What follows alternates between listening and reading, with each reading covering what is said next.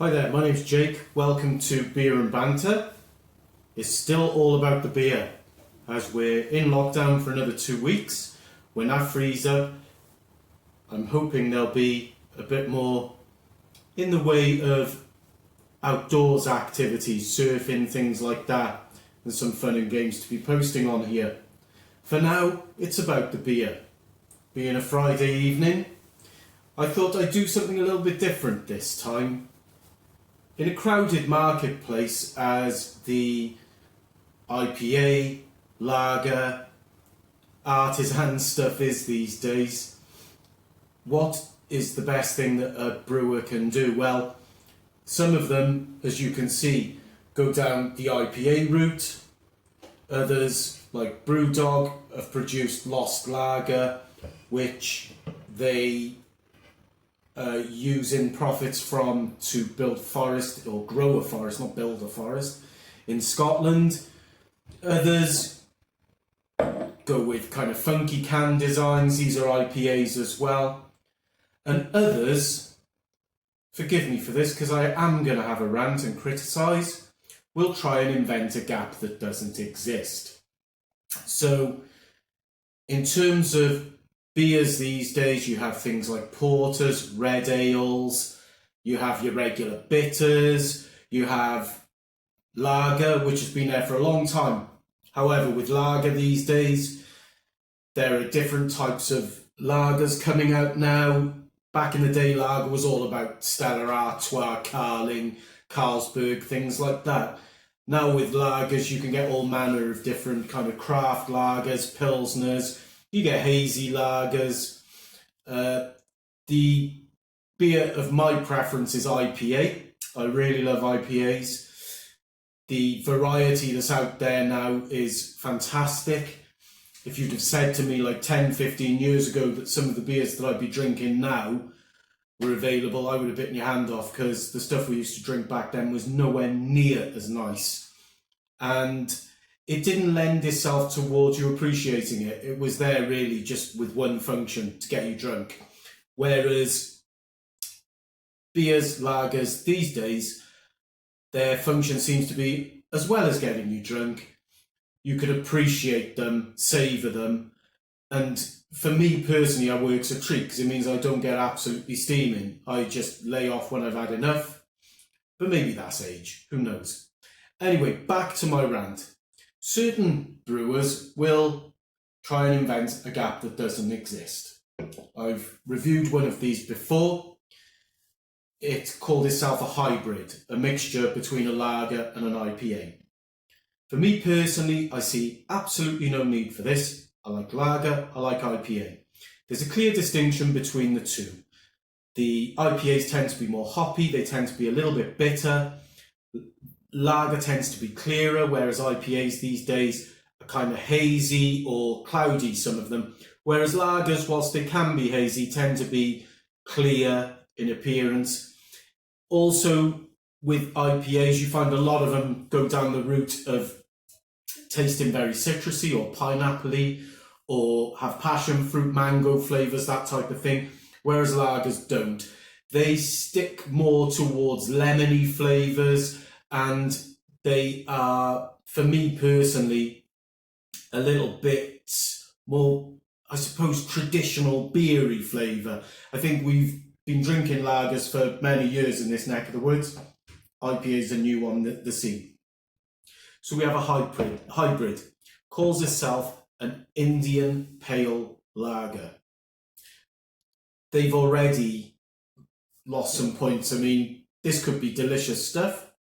We're going to find out, and I'm going to tell you what I think of it. It's brewed by Downstream. You don't get any information on the can.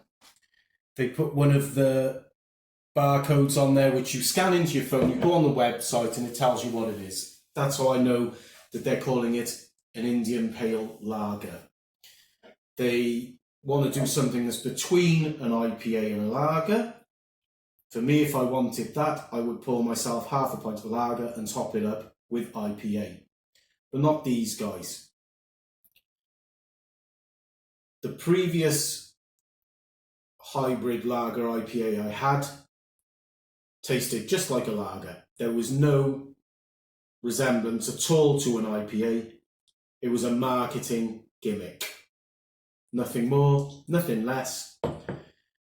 In a crowded marketplace, I suppose they've got to try anything they can. So good luck to them in that regard.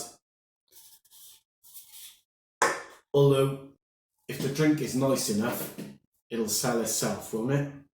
So, what we have here, appearance-wise, is something that looks exactly like a decent lager.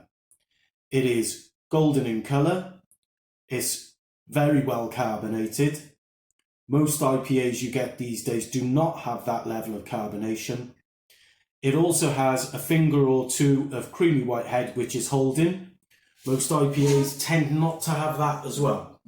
So I think what I'm looking at here is similar to what I reviewed before, which was a lager masquerading as an IPA.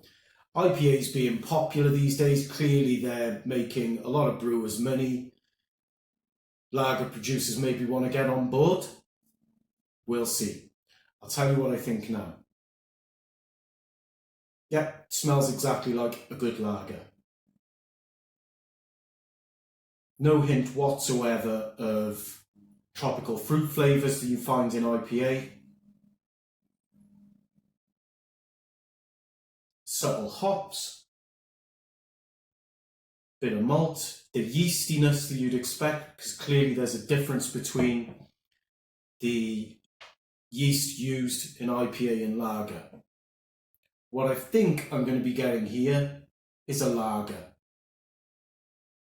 Cheers.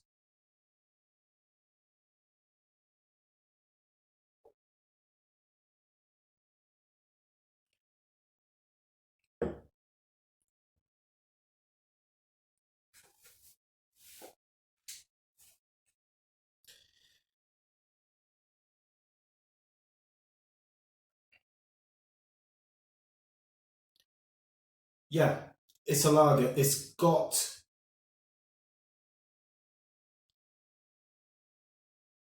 a real kind of like tangy, citrusy, limey aftertaste. It's beyond lemon. They've kind of like given this a limey kick to differentiate it from other lagers, although it tastes absolutely nothing like an IPA. Nothing like an IPA. In fact, it's not moved itself towards being an IPA. It's further away from an IPA than your average lager is, because IPAs do not have